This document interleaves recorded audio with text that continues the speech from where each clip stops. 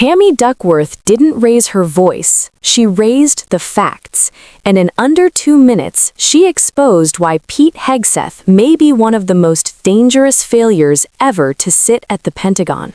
Senator Duckworth. Thank you, Mr. Chairman. In response to my colleague from Oklahoma, I believe the Secretary of Defense has just responded last week and admitted that the $1 billion mission that he led against the Houthis, who do not have a navy, has not restored the transit of U.S. flag commercial vessels through the Red Sea, and in fact has resulted in the loss of 2 F-18 Hornets to the tune of $60 million apiece, as well as, I believe the last count was 7 Reaper drones to the tune of another $200 million. You are blowing through money like my fellow cadets and I did in our first Liberty after basic camp. Luckily, I didn't end up with a questionable tattoo. Your failures, Mr. Secretary, since you've taken office has been staggering. You sent classified operational information over Signal to chest thump in front of your wife, who, by the way, has no security clearance, risking service member lives in the process. You blew the $1 billion fight against the Houthis, whom, again, as my colleague says, has no navy, and yet you lost all of those aircraft. You've created such a hostile command environment that no one wants to serve as your chief of staff or work with you in other senior DoD leadership roles. But what we should all be talking about, more than all of this, is that you have an unjustified, un-American misuse of the military in American cities, pulling resources and attention away from core missions to the detriment of the country, the warfighters, and yes, the war fighting that you claim to love. I don't know if this is because you are too inexperienced and incompetent to understand the real threats facing our country, or if it's because you are just an unqualified yes man who can't tell the president how to keep Americans safe. You are focusing on renaming bases for Confederate generals. You said just now to Senator King that to a man and to a woman, we would rather be associated with the old Confederate names. Well, I am one of those women. I served at Fort Rucker, Alabama, a base that was named for a traitor who took arms against the United States of America, led troops who killed Americans. It was renamed for Mike Novosel, a Medal of Honor recipient, who in his citation for the Medal of Honor includes that he saved 29 American lives, to include hovering backwards in a helicopter towards an enemy bunker where a wounded American was laying and saved that person, including after being taken fire himself. I know a little something about what it takes to fly a helicopter when you've been hit by enemy fire. That was heroic. I'd rather be associated with Mike Novosel than a failed Confederate traitor. I don't know whether you are inexperienced or too incompetent, but I wonder when you will actually focus on our nation's warfighting mission. We know that California is just a deliberate, systematic, political, and dangerous campaign led by you. We should not be using our military to play cops against Americans. General Kane, as chairman, a key part of your job is to coordinate military planning across the joint force. Is the department currently incorporating into any military plans expanding the use of the reserve forces to include the National Guard or active duty troops to support domestic law enforcement, including in other locations in the United States? Senator, you know, we careful. No, General. Well, it's not really a yes or no question, Madam Senator. We plan all kinds of different things. I think it is a yes or no question. I'm not aware of anything, but the reason why I'm answering is the tags may be looking at something that I'm not aware of. What are you doing at your level? You're not aware of that happening at your level? Because we know that on his first day, President Trump directed U.S. Northern Command to revise its unified command plan to add new planning requirements to combat, and I quote, criminal activities.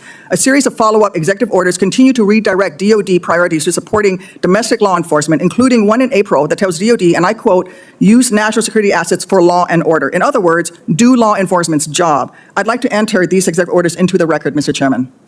Is there objection? Without objection, so ordered. Secretary Hegseth, you say you are focused on warfighting and warriors. These are your words.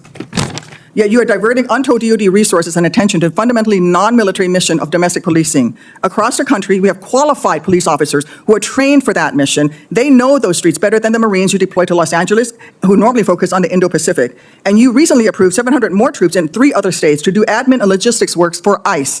You say all of this is valuable training, but I would much rather have our troops do tough, realistic training relevant to high-end combat. Instead of typing in spreadsheets for ICE, they should be conducting live fire maneuver exercises. Instead of patrolling American neighborhoods and standing in front of federal buildings, they should be rehearsing call for fire missions. We have local police who can stand in front of those federal buildings.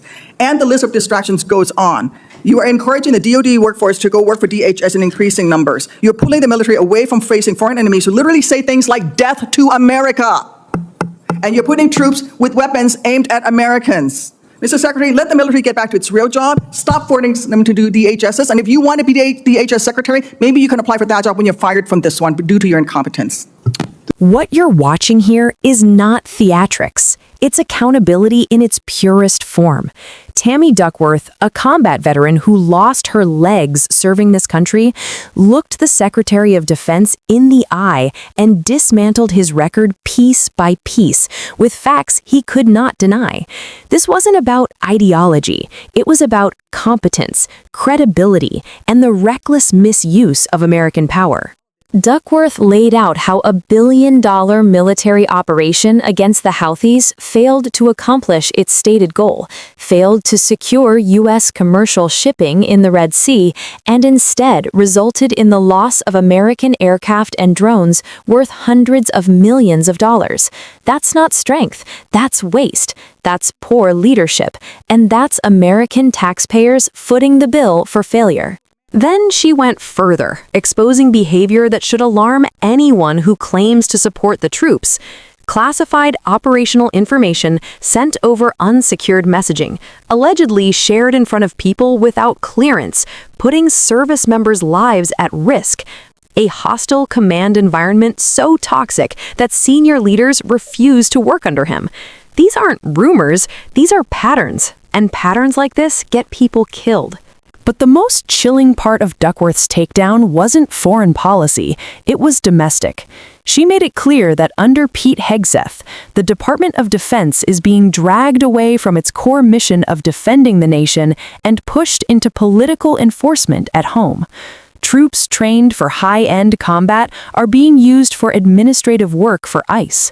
Marines focused on the Indo-Pacific are standing guard in American cities. Weapons meant to deter foreign enemies are being pointed inward. That is not normal. That is not American. And it is exactly what happens when a president like Donald Trump surrounds himself with loyalists instead of leaders, when yes men replace professionals, when warfighting takes a back seat to political optics and authoritarian impulses.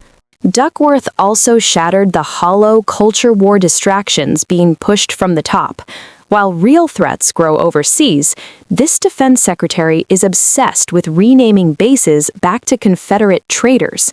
Duckworth, who served at one of those bases, reminded everyone that honoring American heroes who saved lives is not wokeness, it's patriotism. What's un-American is glorifying people who took up arms against the United States. This moment mattered because it showed the difference between leadership and cosplay, between someone who has actually borne the cost of war and someone playing tough on cable news. Democrats are not anti-military. They are pro-service member, pro-readiness, and pro-democracy. Oversight like this is how you protect the troops, not endanger them.